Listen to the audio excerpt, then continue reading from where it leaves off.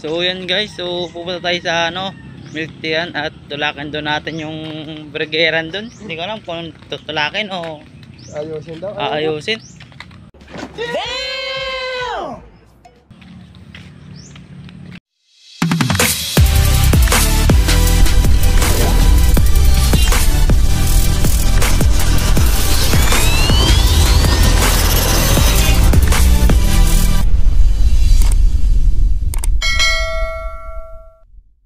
Dito magkapira ko.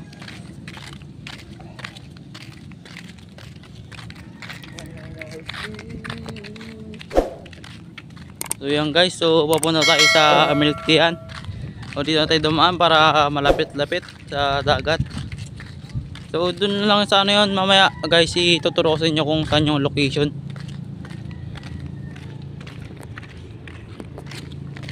Wala ko sa biyahe. Pauwi. Papunta doon. Sarap tulog ko. Siyempre, madalang araw pa.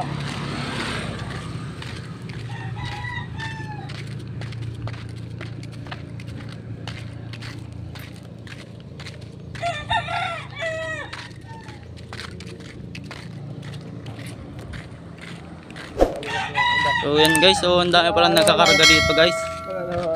So wala na mga bangka, nagkasikargahan sila kagapon ng yelo at naglaot na sila dahil wala ng bagyo. Yan. So dito tayo sa Kato guys. Guys, oh. Mga bangka dito guys. So yun nagpapalaot yan guys, oh. Ilan naman ito, pre? Yun, oh. Ilan? Yan guys, oh. Karga sila yung ilaw.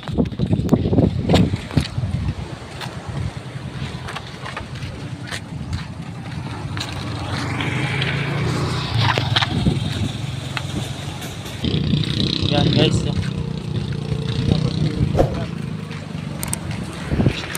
Yan dito tayo dadaan dahil ito lang malapit na tayo guys.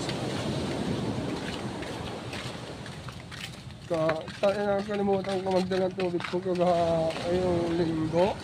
Yan guys, sige, update ko na lang kayo guys kung doon na kami guys. So yan guys, so dito na tayo guys. Yan guys, oh. Ang kapti na yan. Ayan, oh. Yan guys, oh. Ito pala siya dito, eh.